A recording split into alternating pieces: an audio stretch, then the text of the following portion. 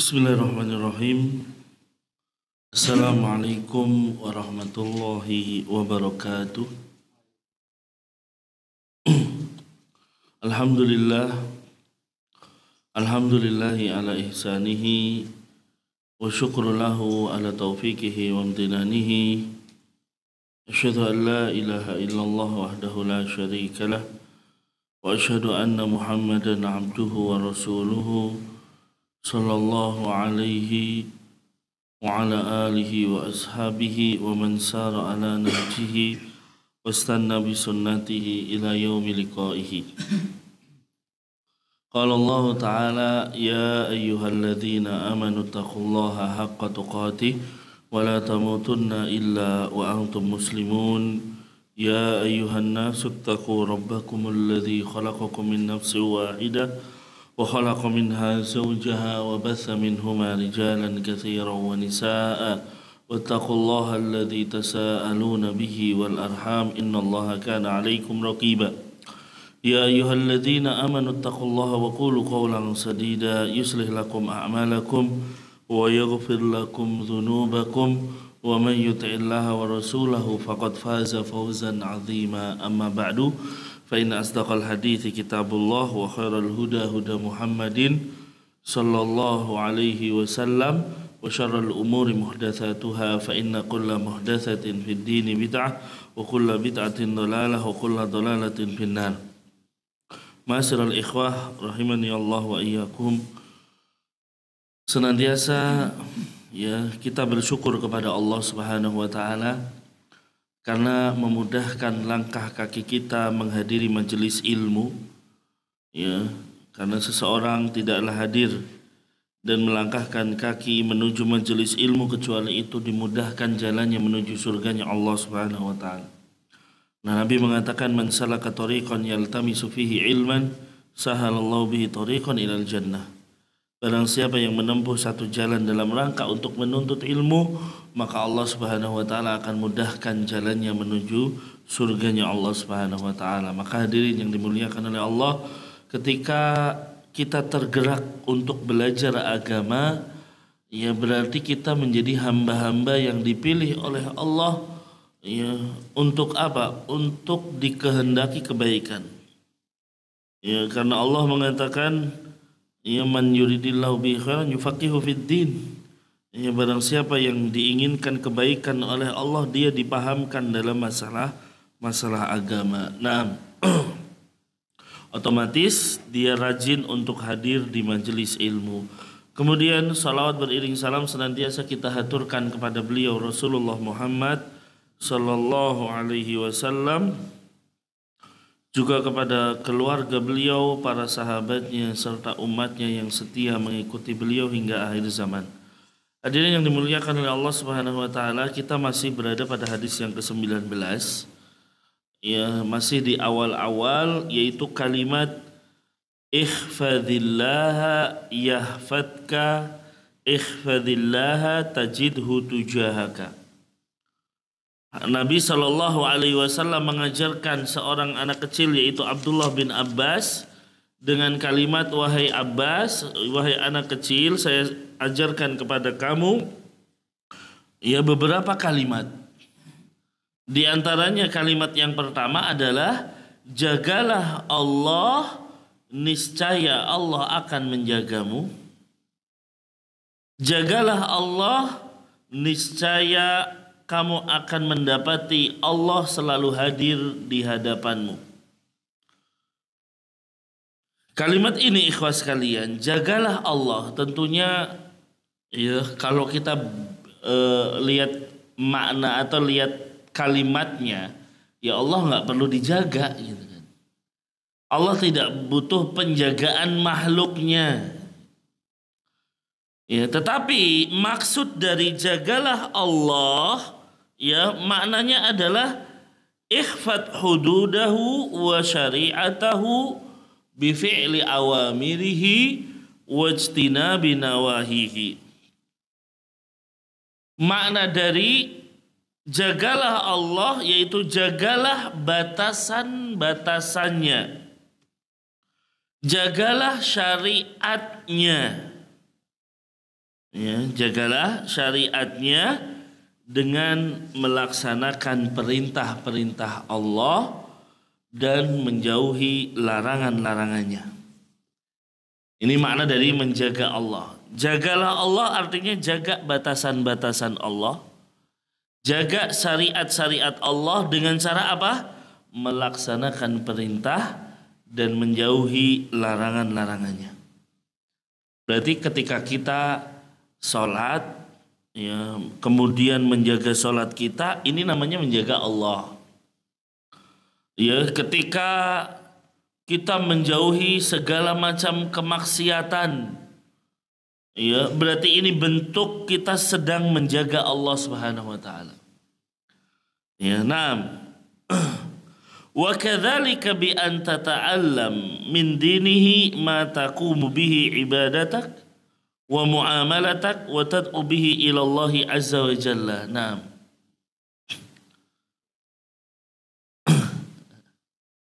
Baik. Di sini boleh.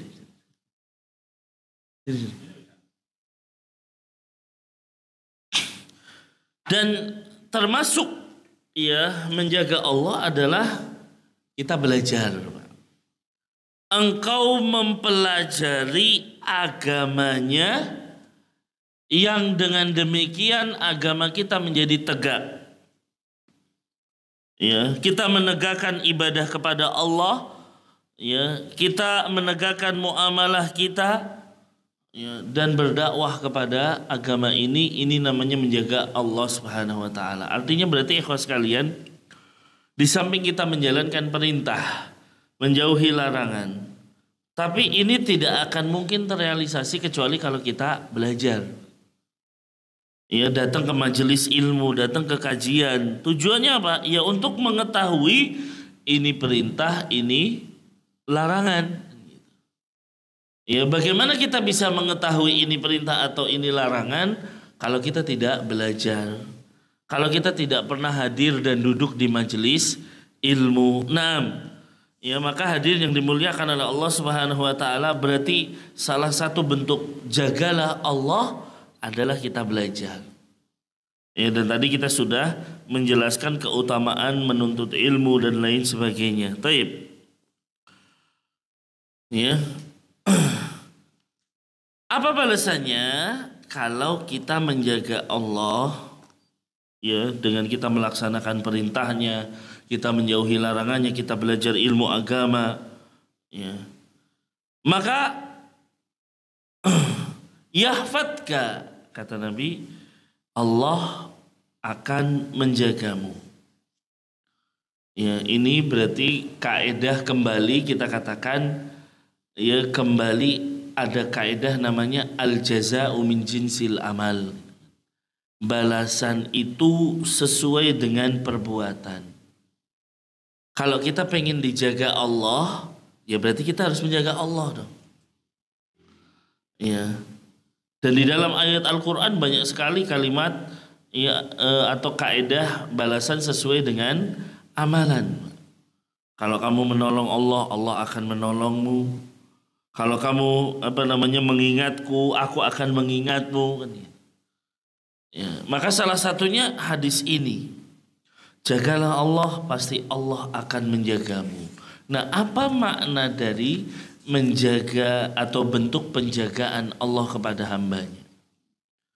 Ya, ketika kita sudah melaksanakan, ya, perintah Allah, menjauhi larangan Allah, ya, Allah akan menjaga kita. Apa yang dijaga oleh Allah? Ada dua bentuk penjagaan Allah, ikhwah, yaitu penjagaan, ya, duniawi dan penjagaan ukhrawi.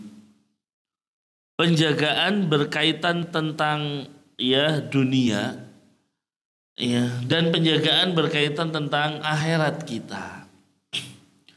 Nah, ikhwas sekalian, yang pertama kita bahas penjagaan dari sisi dunia. Kalau kita menjaga syariat Allah, menjaga syiar-syiar Allah, menjaga batasan-batasan Allah, Allah akan menjaga kita dari sisi kemaslahatan dunia. Bagaimana dunia itu? Ya, maka banyak ikhwas sekalian, ya, Yaitu dengan cara misalnya menjaga keluarga kita. Itu penjagaan di dunia. Ya, menjaga keluarga kita. Menjaga anak-anak kita. Menjaga keturunan kita, kerabat kita. Nah ini. Ya, artinya bisa jadi ya Allah menjaga istri kita di rumah. Allah menjaga anak-anak kita ketika bermain. Ya. Bisa jadi kalau kita menjaga Allah, ya, Allah akan menjaga anak-anak kita supaya tidak terjerumus ke dalam perbuatan-perbuatan yang rusak, Pak. Ya. Makanya ikhwah sekalian, memang kita sekarang berada pada satu generasi yang ya tentunya butuh penjagaan ekstra terhadap anak-anak kita. Ya, tapi ada salah satu langkah mudah di samping kita menjaga ya dengan ya, cara langsung, tapi ada yang tidak langsung, yaitu apa? Kita menjaga Allah, otomatis Allah akan menjaga kita, anak-anak kita gitu. Kalau kita ya sholatnya dijaga, maka insya Allah anak-anak kita akan dijaga. Ibadah kepada Allah dijaga, maka insya Allah ya anak-anak kita pun akan dijaga. Ya, karena bisa jadi ya itu tadi. Ya, banyak sekali gempuran-gempuran ya, dari kanan, kiri, depan, belakang untuk generasi sekarang ini. Kalau kita tidak menjaga Allah, dengan mudahnya mereka akan dimangsa oleh ya, akhlak-akhlak yang buruk dan lain sebagainya. Nah, ya, kemudian juga di antara bentuk penjagaan Allah dalam masalah dunia adalah menjaga ya kesehatannya. Ya, menjaga kesehatannya. Makanya ikhwah sekalian, ya bisa jadi kesehatan yang kita miliki karena sebab kita ya ibadah kepada Allah dengan benar, khusyuk di dalam sholatnya, menjaga bacaan Al-Quran kita dan lain sebagainya, maka Allah akan menjaga kesehatan kita. Di sisi lain juga misalnya dimudahkan dalam urusannya, dimudahkan dalam pekerjaannya. Ini adalah penjagaan Allah dari sisi dunia. Ya, makanya kita ambil contoh di dalam Al-Quran bagaimana bentuk penjagaan Allah kepada keturunan, yaitu kisah Nabi Musa dan Nabi Khidir. Kisah Nabi Musa dan Nabi Khidir ketika sampai kepada satu kaum, lalu meminta untuk dijamu di kaum tersebut, ya karena mereka dalam perjalanan minta untuk dijamu. Ternyata kaum tersebut enggan untuk menjamu Nabi Musa dan Nabi Khidir. Kemudian ketika keduanya hendak untuk pergi dari kampung tersebut, meninggalkan kampung tersebut, tiba-tiba ya mereka berdua melihat ada tembok yang mau roboh gitu. Tembok yang mau jatuh. Sama Khidir tembok tersebut mau runtuh, maka dibenarkan. Ya, ditegakkan, kemudian dikuatkan lagi. Nabi Musa sampai menanyakan kenapa harus dibenarkan ini itu. Ya, menanyakan kepada Khidir kenapa harus tembok ini ditegakkan dan lain sebagainya.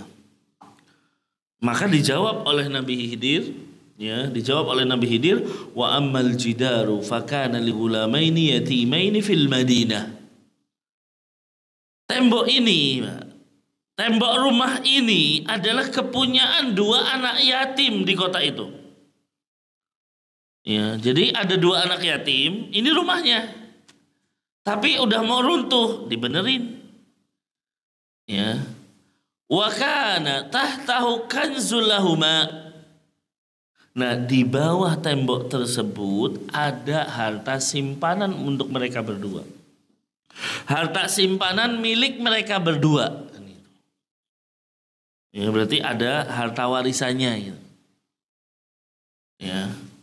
Wa kana abuhuma sholihan, dan kedua orang tuanya ya, atau ayah keduanya kan itu adalah orang yang soleh. Nah ini ayah keduanya adalah orang yang soleh, maka Tuhanmu menghendaki agar supaya mereka sampai nanti kepada kedewasaan, lalu simpanannya itu diberikan kepada mereka berdua, rahmatan min rabbik, sebagai bentuk rahmat dari Tuhanmu. Ya, wa ma fa'altuhu an amri, dan aku melakukan itu bukan karena kemauanku sendiri. Dzalika ta'wilu ma lam tasti alaihi sabra. Ya demikianlah ya tujuan perbuatan-perbuatan yang kamu tidak dapat sabar kepadanya. Lihat ikhwah sekalian di sini, kenapa Allah bisa memerintahkan Khidir ya untuk menegakkan tembok dan tahu kalau di bawahnya ada simpanan. Ya, karena sebabnya ya ini milik dua anak yatim yang ayahnya soleh. Apa makna ayahnya soleh? Berarti ayahnya tersebut menjaga batasan-batasan Allah. Berarti ayahnya tersebut benar-benar menjaga syariat Allah, benar-benar bertakwa, melaksanakan perintah dan menjauhi segala larangannya. Dan para ahli tafsir menafsirkan ayat ini, ya sebagian ulama bahkan menafsirkan ayat ini bukan ayah langsung keduanya. Ya, tetapi apa?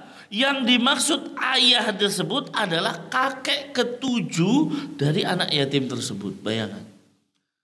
Jadi ketika ya ada orang menjaga Allah dengan menjaga syariatnya, dengan melaksanakan perintah dan menjauhi larangannya, itu penjagaannya sampai 7 turunan bisa jadi. Subhanallah. Ya, jadi dikatakan bahwa yang dimaksud ayah di dalam surat Al-Kahfi tersebut adalah kakek ketujuh dari kedua anak yatim tadi. Ya, berarti penjagaannya sampai 7 turunan. Ya, maka ikhwas sekalian, inilah bentuk bahwasanya ya kalau kita menjaga Allah Subhanahu wa taala, ada penjagaan Allah terhadap anak-anak kita, terhadap keluarga kita. Ya. Nah, maka ikhwas sekalian, ini dalil bahwasanya seseorang kalau bertakwa dan senantiasa menjaga batasan-batasan Allah, Allah akan menjaganya dalam kemaslahatan dunianya dia. Ya, bisa jadi mungkin pekerjaannya dimudahkan, rizkinya dimudahkan.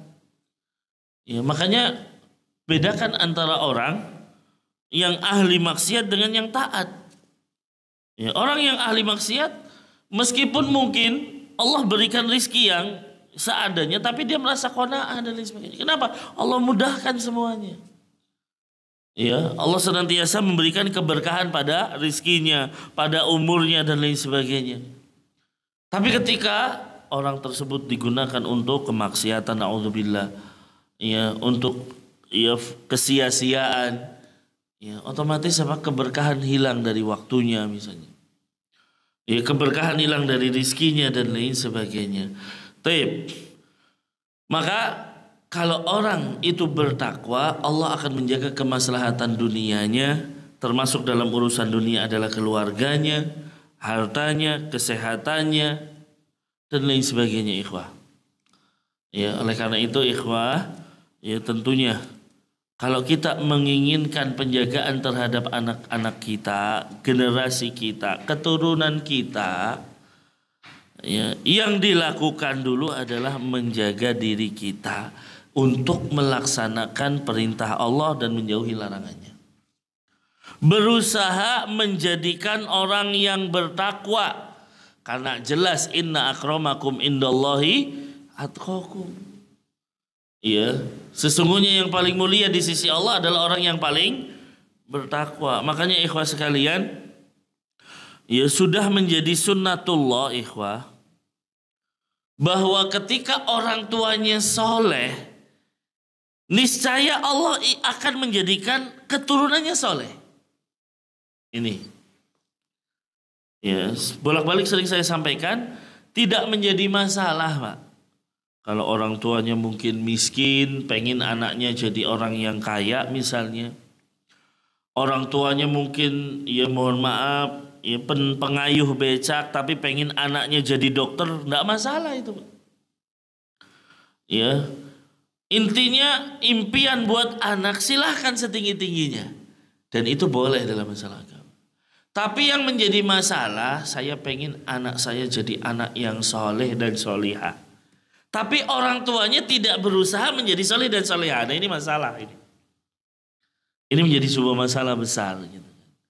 Kenapa? Loh Anda pengen anak Anda soleh. Anak wanita Anda solihah. Anda sendiri tidak berusaha menjadi soleh dan solih. Ya, ayah ibunya bergelimang maksiat, na'udzubillah. Ya, bagaimana bisa lahir generasi yang soleh dan solihah? Nah ini ikhwah. Ya, kita bicarakan bahwa secara sunnatullah kalau orang tua berusaha menjaga Allah, berusaha bertakwa kepada Allah, niscaya anaknya pun demikian. Meskipun terkadang Allah memberikan apa? Ya, ujian berat. Ya, buat orang tuanya. Ternyata orang tuanya soleh dan solihah, tapi anaknya durhaka. Bisa jadi, bisa jadi. Dan ini namanya ya kebalikan tentunya. Ya. Allah sedang memberikan sebuah gambaran. Seperti contohnya Nabi Nuh punya anak durhaka, punya. Padahal kita jelaskan Nabi Nuh itu nabi yang soleh, jelas nggak mungkin Nabi Nuh nggak soleh. Seluruh para nabi itu adalah orang-orang pilihan. Ya. Tapi bisa jadi nabi aja punya anak nggak soleh. Itu tentunya adalah sebuah ujian. Ya, tetapi hukum asalnya kita bicara hukum asalnya orang tua yang soleh akan melahirkan generasi yang soleh dan solihah. Ya, nah seperti itu ikhwas sekalian. Makanya dikisahkan di sini dikatakan dari Abdullah ibnul Musayyib, ya, ada yang lain mengatakan Musayyab pernah mendirikan sholat dengan sangat panjang sekali. Sholatnya panjang banget. Nggak selesai-selesai gitu. Ya, ini berarti sholat sunnah bukan sholat wajib tentunya. Ya, setelah itu dia selesai sholat, dia datangi anaknya untuk menjelaskan kenapa sih sholatnya panjang. Kenapa sholatnya panjang? Kata ya Sa'id bin Musayyab, beliau mengatakan kepada anaknya, la azidanna fi sholati min ajlika roja'an an uhfadha fika. Kata Abdullah, ya kata Sa'id ibn Musayyib, saya benar-benar, ini pakainya taukid, benar-benar akan memperpanjang sholat saya demi engkau. Ini bicara kepada anaknya. Saya ini sholatnya saya perpanjang karena engkau. Loh kenapa? Saya berharap Allah menjagamu karena sholatku ini. Nah ini. Jadi kalau kita pengen anak kita dijaga, ayo ibadah kepada Allah. Jaga ibadah sholat kita, jaga ibadah puasa kita, jaga bacaan Quran kita. Maka secara otomatis ini akan menjaga keluarga kita. Menjaga anak-anak kita. Semakin kita taat kepada Allah, semakin besar penjagaan Allah terhadap keluarga kita insya Allah. Ya, maka hadirin yang dimuliakan oleh Allah Subhanahu wa taala, jadi ibadah yang kita lakukan itu Allah nggak butuh sebenarnya. Allah nggak diuntungkan dengan ibadah kita. Tetapi ibadah yang kita lakukan kembalinya ke kita, ke keluarga kita. Ya, dan ke kehidupan kita semuanya. Ya. Jadi jangan sampai berpikir bahwa kalau kita nggak ibadah kepada Allah, Allah dirugikan. Tidak. Ya, meskipun keberadaan kita di dunia sudah jelas tujuannya adalah untuk ibadah. Wa ma khalaqtul jinna wal insa illa liya'budun. Ya, tetapi bukan berarti Allah butuh dengan ibadah kita. Karena ibadah itu kembalinya kepada diri kita masing-masing. Ya, nah. Oleh karena itu hadirin yang dimuliakan oleh Allah, di antara hal yang bisa menjaga anak dan keturunan kita dari kerusakan-kerusakan dan keburukan ya pada zaman sekarang ini adalah kita berusaha menjadi pribadi yang lebih baik. Ya, kita taat kepada Allah. Orang yang gemar misalnya menyambung silaturahim, Orang yang rajin sedekah, yang menjaga sholatnya, dan ibadah-ibadah yang lain, dialah yang insya Allah keluarganya dijaga, kesehatannya dijaga, keselamatannya dijaga, dan lain sebagainya. Nah, ini yang pertama. Jadi kalimat yahfadka, Allah menjagamu, yang pertama menjaga dalam urusan dunianya.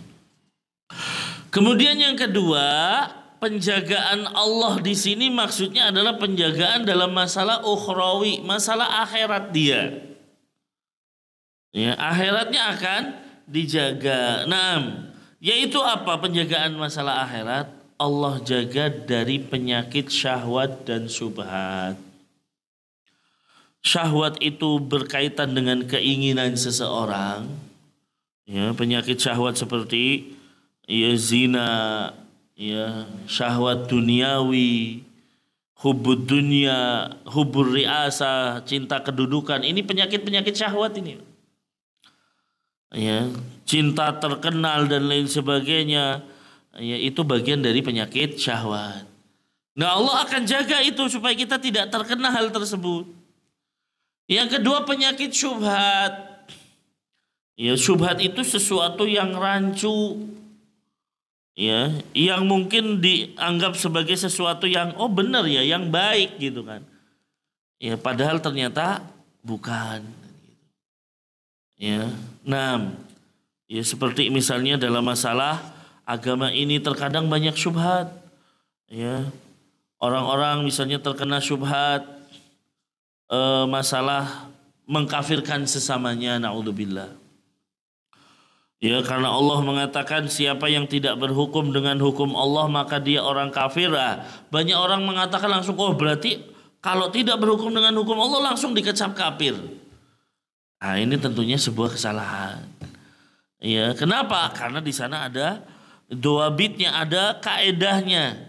Ya, tidak langsung dianggap kafir keluar dari Islam. Kafir di sini pun diartikan ya tidak mengeluarkan seseorang dari Islam, yaitu kafir atau kufrun asghar. Ya, kafir yang kecil. Nah, ini banyak syubhat terkadang. Ya, banyak syubhatnya dan lain sebagainya. Ya, dan orang menyebarkan syubhat, sesuatu yang rancu itu macamnya banyak. Ya, bentuknya banyak. Ya, seperti misalnya orang memodifikasi ibadah. Ibadah itu kan sudah tauqifi. Ibadah itu sudah ditentukan. Artinya ibadah itu apa yang dibawa oleh Allah dan Rasulnya. Oleh Rasulullah selesai. Berarti itu ibadah. Ini makna dari tauqifi udah ditetapkan. Gak boleh ditambah, gak boleh dikurangi. Sholat isya 4 rakaat gak boleh. Tambah aja lah 5. Gak bisa. Ya. Atau dikurangilah sholat isya malam-malam. Ya capek 2 aja gak bisa. Kenapa? Udah ditetapkan ibadah itu. Ya. Maka tidak boleh seseorang memberikan tambahan atau menguranginya. Ya. Tetapi terkadang ada namanya kerancuan ketika orang menambahkan satu ibadah dengan kalimat kan ya tujuannya baik gitu. Niatnya baik. Nah, ini kerancuan seperti ini. Ya, makanya Abdullah bin Mas'ud ketika ada orang-orang dinasehati, ya kenapa kalian sudah tersesat padahal sahabat masih banyak. Ya, jadi ada orang-orang memodifikasi ibadah, Pak. Dan ini masih di masa sahabat. Ibadahnya ditambah-tambahin, udah kamu ya begini, tambahkan begini dan lain sebagainya. Ya, Abdullah bin Mas'ud lihat, apa yang kalian lakukan? Ya, kami menambahkan zikir-zikir yang ada. Ya, kata Abdullah bin Mas'ud, seandainya kalian menambahkan dan menghitung dosa-dosa kalian lebih baik. Ya, nah jawaban mereka, ya kami ini hanya menginginkan kebaikan. Kan baik, boleh toh kan itu. Ya, maka kata Abdullah bin Mas'ud, kam mim muridin lil khairin lan yusib. Ya, lan yusibah. Berapa banyak orang menginginkan kebaikan tapi tidak berhasil mendapatkannya. Kenapa? Caranya salah gitu kan. Caranya salah. Ya, jadi ini yang harus diperhatikan oleh kita. Jadi bahwa Allah menjaga akhirat kita, menjaga dari penyakit syahwat, ya, cinta dunia, cinta wanita, cinta harta, cinta kedudukan, dan penyakit syubhat, hal-hal yang rancu dan lain sebagainya. Karena ikhwas sekalian, fitnah itu muncul dari syahwat dan syubhat. Ya, fitnah itu banyak muncul dari fitnah syahwat dan fitnah syubhat. Nah, ya, maka itu makna dari yahfadka. Ya. Di sini dikatakan oleh Syekh Utsaimin rahimahullahu taala, ya, wahfadallahu yahfadka fi dinik wa ahlik wa malik wa nafsik. Allah akan menjaga agamamu, ya, sehingga kita tidak mudah goyah ketika misalnya ya banyak kerancuan-kerancuan, kita tetap tenang, Pak. Karena Allah selalu menjaga kita. Atau di dalam keluargamu, hartamu, dirimu, karena Allah Subhanahu wa taala akan membalas orang-orang yang berbuat baik dengan kebaikannya. Ya, maka ikhwas sekalian, yang dimaksud penjagaan Allah itu dua, dan Syekh Utsaimin mengatakan yahfadka fi dinika wa yusallimaka minaz zaigi wad dhalali. Ya, bahwa Allah akan menyelamatkanmu dari kesesatan, ya, dari ketergelinciran dari agama ini. Taib. Ini kalimat yang pertama, jagalah Allah, niscaya Allah akan menjagamu. Kalimat yang kedua, ihfadillaha tajidhu tujahaka. Ya. Jagalah Allah, ya, maka engkau akan mendapati Allah ada di depanmu. Ya. Engkau akan mendapati Allah selalu hadir di hadapanmu. Nah, taib ikhwas sekalian, maksud dari kalimat ini sama tentunya. Jagalah Allah, sama dengan kalimat pertama tadi, jagalah Allah, maka engkau dapati Allah selalu hadir di hadapanmu, yaitu maksudnya menolongmu tanpa menunda waktu, menjagamu dari ketergelinciran dan lain sebagainya. Taib. Makanya Syekh Utsaimin mengatakan makna tajidhu tujahaka, ya, bahwa Allah akan selalu hadir di hadapanmu, di depanmu, ya, yaitu maknanya Allah akan berada di depanmu untuk apa? Menunjukimu dengan segala kebaikan. Ya, jadi ikhwas sekalian, ketika kita menjaga Allah, seakan-akan Allah akan ngasih tahu, ini loh arah kebaikan ke sini loh. Ya, ayo dituntun, ya, dibimbing. Ya, sehingga ketika mau sesat, Allah bimbing lagi. Nah, ini makna dari Allah akan berada di depanmu. Yaitu Allah akan membimbing kita, menunjukkan kepada segala kebaikan, ya, kemudian memberikan hidayah. Nah, kemudian ikhwah apa? Allah akan menyingkirkan dari segala keburukan. Ya, dari segala keburukan. Ya, terutama di sini kalau kita meminta pertolongan kepada Allah Subhanahu wa taala, senantiasa tawakal kepada Allah Subhanahu wa taala, ya, maka Allah benar-benar akan menjaga kondisi kita. Sehingga ketika kita berjalan ikhwah, ya, itu dalam bimbingan Allah. Ya, tidak akan mudah tergelincir, karena kita tahu Nabi sendiri kan mengatakan atau memberikan sebuah gambaran. Nabi membuat gambar garis lurus. Kata Nabi Shallallahu Alaihi Wasallam, "Hada sabilullah." Ini jalannya Allah nih, lurus Pak, ke surga ini. Tapi Nabi gambar jalan kanan kiri gitu kan. Ya, dan Nabi mengatakan hadhis subul. Ini jalan-jalan yang banyak, yang setiap jalan itu ada setan yang nyeru. Ya, setiap jalan-jalan ini ada setan yang menyeru untuk terjerumus ke dalamnya. Jadi kalau kita berjalan ke surga, Pak, itu tidak akan mudah. Kenapa? Setan di kanan nyeru kita, setan di kiri nyeru kita terus. Tapi kalau kita berusaha menjaga Allah, berusaha menjaga syariat Allah, maka kita akan dimudahkan jalannya terus. Ya, dibimbing terus sampai akhirnya ke surga insya Allah. Nah, ini makna dari tajidhu tujahaka. Nah, ya jadi ikhwas kalian, ya kalau kita pengen dijaga oleh Allah dan dibimbing oleh Allah, berusaha untuk menjalankan syariatnya dengan baik. Ya, makanya derajat ihsan itu paling tinggi. Ihsan itu kita beribadah seakan-akan ya melihat Allah, kalaupun tidak kita yakini Allah melihat kita. Artinya ketika kita beribadah, ya yakini ibadah yang kita lakukan ini sedang dilihat oleh Allah. Ya, kita bikin perumpamaan tentunya, meskipun walillahil masalul a'la, perumpamaan bagi Allah tentunya yang lebih tinggi. Ketika seseorang bekerja diawasi oleh supervisor misalnya, diawasi oleh pimpinannya, ya maka mana mungkin dia akan bekerja asal-asalan kan Pak? Dia akan berusaha bekerja sebaik mungkin. Oh, kenapa? Dilihat pimpinan, ya dilihat pengawas. Demikian kalau kita merasa bahwa Allah selalu mengawasi kita, bukan hanya saat maksiat saja, ibadah kita pun diawasi. Artinya ketika kita sholat benar-benar menghadirkan ini Allah melihat sholat saya, maka saya harus baik-baik sholatnya gitu. Ya. Kan kita banyakan kehusyuan hilang dari sana. Ya, banyak diangkat khusyuk dari hati kita. Baru takbir Allahu Akbar sudah pikirannya macam-macam Pak kan gitu. Ya. Tapi kalau kita berpikir Allah itu ngawasi saya, sholat saya sedang diawasi oleh Allah, sedang dilihat oleh Allah. Inilah derajat ihsan.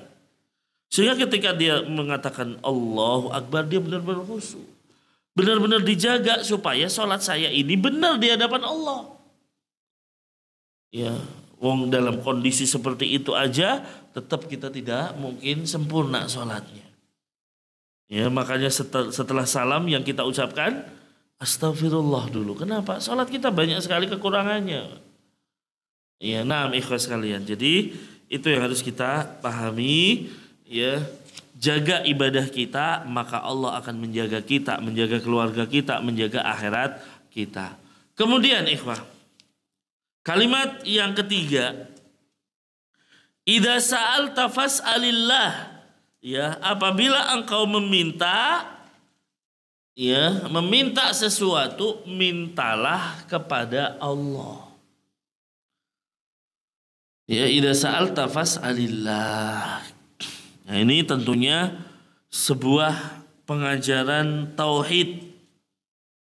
Ya, kalau kita membutuhkan sesuatu, janganlah meminta kecuali hanya kepada Allah Azza wa Jalla. Ya. Jadi ini yang harus dilakukan. Kalaupun kita meminta sesuatu kepada orang yang mampu memberikannya, ya saya minta misalnya harta kepada orang memang mampu untuk memberikan harta, jangan kita yakini bahwa dia itu yang memberikan harta, tetapi itu adalah penyebab. Hakikatnya yang memberikan harta adalah Allah. Nah ini maksudnya. Ya, jadi benar-benar menyandarkan kepada Allah Subhanahu wa taala. Ya, jadi kalau kita meminta, mintalah kepada Allah. Ya, meskipun mungkin kita minta kepada manusia yang dia mampu untuk memberikannya, tapi yakini bahwa itu hanya sekedar penyebab saja. Hakikatnya yang menjadi pemberi adalah Allah Subhanahu wa taala. Makanya ya Nabi mengajarkan kepada Ibnu Abbas ini bagaimana menanamkan tauhid kepada anak gitu. Ya, nak kalau minta sesuatu mintanya kepada Allah. Ya, berusaha apapun itu kita sandarkan kepada Allah. Ya, saya pengen rizki, ya udah minta sama Allah, ya Allah. Allahumma rzuqni dan lain sebagainya. Ya. Meskipun nanti kita ketemu sama ayah kita misalnya. Ya tolong minta uang dong. Dikasih sama ayahnya. Ya, tapi hakikatnya yang memberi adalah Allah Subhanahu wa taala. Ini yang harus dipahami dan ini menjadi pengajaran tauhid Nabi kepada Ibnu Abbas. Taib. Makanya sebisa mungkin seseorang itu melakukan jerih payah dan berusaha ya Tentunya dengan permintaan kepada Allah Subhanahu wa taala. Tapi kalau dia terus minta kepada Allah, maka Allah akan memberikan cara tersendiri untuk menolong hambanya. Hanya di sini dikatakan perkataan Ibnu Taimiyah di dalam Majmu' Fatawa beliau.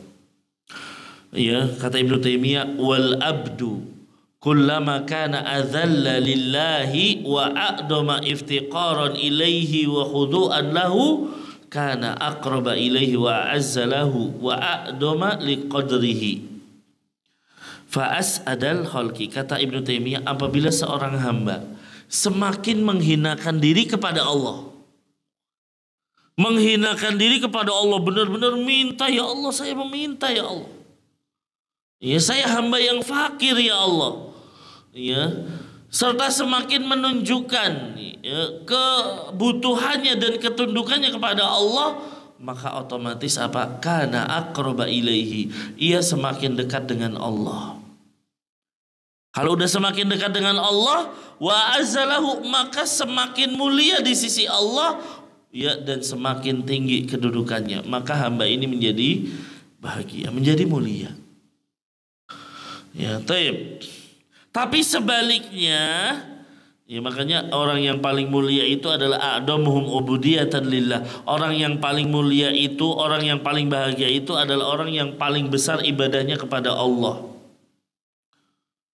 Tapi kalau sebaliknya, seseorang itu lebih butuh kepada makhluk. Dia benar-benar menghinakan diri kepada makhluk. Otomatis menjadi orang-orang yang terhina, Pak.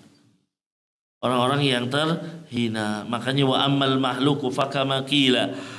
Adapun makhluk sebagaimana dikatakan, ihtaj ila man syi'ta takun asirahu.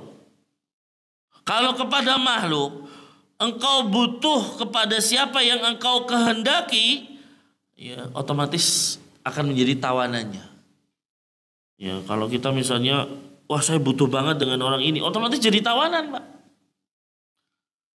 Beda kalau orang butuh banget kepada Allah, diangkat derajatnya. Tapi kalau butuhnya kepada makhluk, dia jadi tawanan. Dia jadi tawanan. Makanya ikhwas sekalian, orang yang mohon maaf misalnya banyak sekali misalnya pesugihan-pesugihan, dia harus dikatakan misalnya mempunyai khodam atau mempunyai pendamping dari jin. Seakan-akan jin membantu dia. Sebenarnya kebalik, Pak. Yang benar jin itu menjadikan tawanan orang ini. Orang ini menjadikan tawanan bagi jin tersebut. Kenapa? Seseorang itu kalau mau minta bantuan jin setan, otomatis dia harus syirik kepada Allah Subhanahu wa taala. Anda pengen bantuan saya? Ya udah syirik dulu. Berarti kan sudah jadi tawanan nih. Dia harus mempersembahkan sesuatu kepada jin tersebut, naudzubillah. Maka kalau kita benar-benar menjadikan butuh kepada makhluk, jadi tawanan. Tapi sebaliknya ketika kita butuh kepada Allah, Allah angkat derajat kita. Allah akan angkat derajat kita. Wastaghni amman syi'ta takun nadhirahu. Dan cukupkanlah dirimu dari makhluk, maka engkau akan setara dengan makhluk tersebut. Jadi jadilah orang yang gak butuh makhluk misalnya. Maka orang itu akan setara. Contoh misalnya, orang miskin misalnya. Orang yang gak punya, dia bergaul dengan orang kaya, tapi orang miskin itu tidak menunjukkan butuh kepada orang kaya tersebut. Dia menunjukkan saya gak butuh Anda. Maka seakan-akan kesetaraan ada di sini, padahal yang satu miskin. Tapi kalau orang benar-benar membutuhkan manusia, jadi tawanan tadi. Kemudian wa ahsin ila man syi'ta takun amirahu, kata Ibnu Taimiyah, dan ini kalimat yang baik. Berbuat baiklah kepada siapa yang engkau sukai, kamu akan menjadi pemimpinnya. Kamu akan menjadi pemimpinnya, Masya Allah. Jadi semakin kita berbuat baik, orang itu akan menjadikan kita seakan-akan pemimpin. Seakan-akan adalah sebuah pemimpin. Makanya tetaplah kita berbuat baik kepada manusia, ya, maka kita tidak akan direndahkan, bahkan ditinggikan. Taib. Ya. Sebuah syair dikatakan di sini, ahsin ilan nasi tasta'bid qulubahum fatalama ista'baddal insan ihsanu. Berbuat baiklah kepada orang lain, maka engkau akan menundukkan hatinya. Ya, makanya kalau ada orang berbuat buruk kepada kita, Pak, cara menundukkannya dibalas dengan kebaikan. Ya, dibalas dengan kebaikan. Ya, maka apa? Kita akan menundukkan hatinya. Karena semakin ya kebaikan ini akan selalu menjadikan manusia itu tunduk kepadanya. Ya, ini ikhwas sekalian. Jadi setiap kali seseorang meminta kepada manusia, yang ada semakin terhina, Pak. Semakin jatuh di dalam pandangan manusia lagi. Ya, taib. Apalagi ketika tawakalnya sudah mulai hilang. Ya. Dia tidak lagi tawakal kepada Allah Subhanahu wa taala. Semakin dia berkurang tawakalnya, maka nilai-nilai ketauhidannya semakin hilang. Inilah yang menjadikan ikhwan sekalian, ya, bahwa hendaknya kita itu menyandarkan kepada Allah Subhanahu wa taala. Itu yang menjadikan beberapa orang misalnya dalam masalah berobat ketika sakit, ada sebagian orang yang benar-benar tidak berobat. Kenapa? Karena takut hatinya itu bersandar kepada obat tersebut. Makanya Nabi dikatakan, ya, sebagian pendapat, kenapa tidak boleh meminta ruqyah? Karena dikhawatirkan ketika meminta ruqyah, kita menganggap kesembuhan ini datang dari dia. Dan dia lupa sama Allah Subhanahu wa taala. Nah, ini berarti kan nilai tawakalnya berkurang jauh. Ya, kalau semakin berkurang habis, ya berarti hilang nanti. Ya, padahal ikhwas sekalian, orang mukmin itu adalah wa ala rabbihim yatawakkalun. Ya, hanya kepada Allah mereka bertawakal. Taib. Makanya hadirin yang dimuliakan oleh Allah Subhanahu wa taala, ya, hendaknya ketika kita membutuhkan sesuatu, ya hati kita itu langsung, ya, kembalinya kepada Allah. Ya, kembalinya kepada Allah Subhanahu wa taala. Meskipun meminta sesuatu yang remeh, meminta sesuatu yang kecil, ya, tetap dia berdoa kepada Allah dengan tetap dia ikhtiar mencari. Ya. Bahkan, ya, di sini dikatakan dalam sebuah hadis dikatakan liyas'ala ahadukum rabbahu hajatahu kullaha hatta yas'ala syi'san na'lihi idan qata'a. Hendaknya salah seorang dari kalian meminta seluruh kebutuhannya kepada Allah. Sampai pun, ya, hanya meminta tali sendalnya ketika putus. Ya, berarti sekecil itu pun ya mintanya sama Allah. Gitu. Ya, kita berusaha, ya Allah, ya sendal saya putus ya Allah. Gitu. Dengan kita berusaha datang ke tukang sol dan lain sebagainya atau membeli yang baru, tapi tetap hati kita terkait atau terikat dengan Allah Subhanahu wa taala. Ya, ibu-ibu misalnya di rumah, ya, waduh garamnya habis. Itu langsung dalam hati, yaitu, ya Allah saya minta garam. Dengan berusaha mungkin datang ke warung, datang ke tetangganya minta garam. Tapi apa? Ada keterikatan hati dengan Allah Subhanahu wa taala. Inilah yang dikatakan idza sa'alta fas'alillah. Ya, idza sa'alta fas'alillah. Naam. Maka hadirin yang dimuliakan oleh Allah Subhanahu wa taala ini, ya, yang harus kita lakukan. Thayyib. Kita lihat dalam kisah Nabiullah Musa alaihi salam. Ya, dalam kisah Nabi Musa alaihi salam ketika, ya, beliau kabur dari Mesir. Ya, karena, ya, diberitahu oleh seseorang bahwa pasukannya Fir'aun ingin menangkap Nabi Musa. Ya, dalam kondisi belum siap kabur, ternyata apa? Ya, kaburlah Nabi Musa. Ya, kabur, pergi, ya tibalah di negeri Madian. Ya, begitu sampai di negeri Madian, melihat ada banyak orang ya berada di sumber air dan mereka ngambil air untuk ya ternaknya. Di antara mereka ada 2 orang wanita yang nggak bisa ngambil air. Ya, nggak bisa ngambil air karena apa? Banyaknya kerumunan tersebut dan Nabi Musa menolong mereka. Ya, lihat di sini.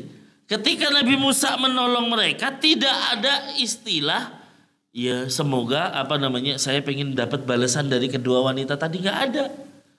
Yang dia ucapkan, ya Rabbi inni lima anzalta ilayya min khairin faqir, dalam surat Al-Qasas ayat 24.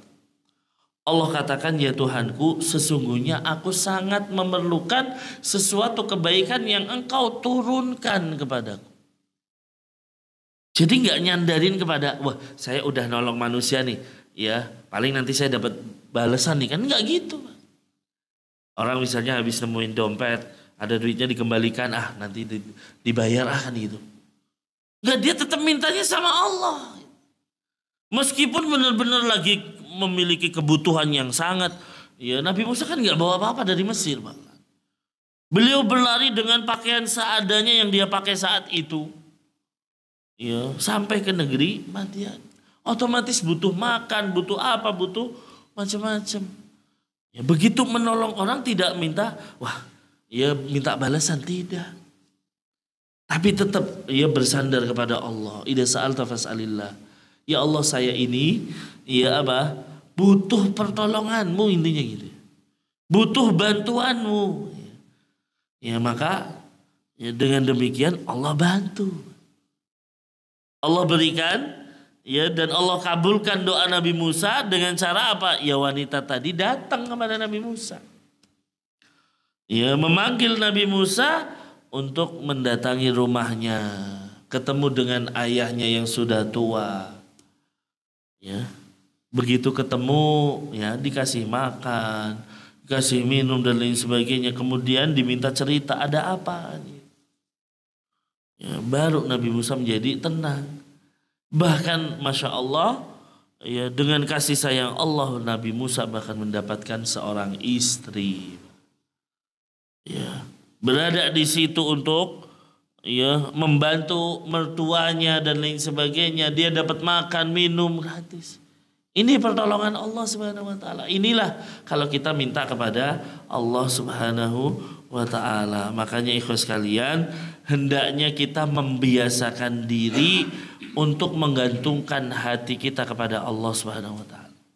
Jangan gantungkan hati kita kepada manusia. Ya, jangan gantungkan hati kita kepada manusia. Banyak tawakal kita itu menurun. Ketika kita sakit, saya kalau berobat ke dokter sana sembuh. Ya, jadi kita menggantungkannya kepada dokter tersebut. Padahal dengan tegas Allah mengatakan, wa idza maritu fahuwa yashfin. Ibrahim mengatakan, kalau saya sakit, Allah lah yang menyembuhkan saya. Ya, makanya ketika ya di dalam sebuah riwayat Nabi Ibrahim dilempar ke dalam api, ya datang malaikat, kemudian ya butuh bantuan enggak gitu kan. Ya dalam sebuah riwayat dikatakan demikian. Kata Ibrahim, saya enggak butuh kamu gitu kan. Ya. Kamu mau butuh bantuan dan pertolongan, kalau kepada kamu saya enggak butuh, tapi kepada Allah saya butuh. Nah ini bagaimana tawakal yang tinggi dan pengajaran dari Nabiullah Ibrahim. Hasbunallah wa ni'mal wakil. Ya sebaik-baiknya menolong. Makanya ya hendaknya kita selalu menggantungkan hati kita kepada Allah, berharap dengan ke Allah Subhanahu wa taala. Karena kalau kita berharapnya kepada manusia, yang ada adalah kekecewaan. Ya, tapi kalau kita berharap kepada Allah, ya maka tidak ada kekecewaan di situ insyaallah. Maka hadirin yang dimuliakan oleh Allah Subhanahu wa taala, hendaknya kita meminta kepada Allah Subhanahu wa taala. Taib. Ya, ternyata sudah jam 9 lebih.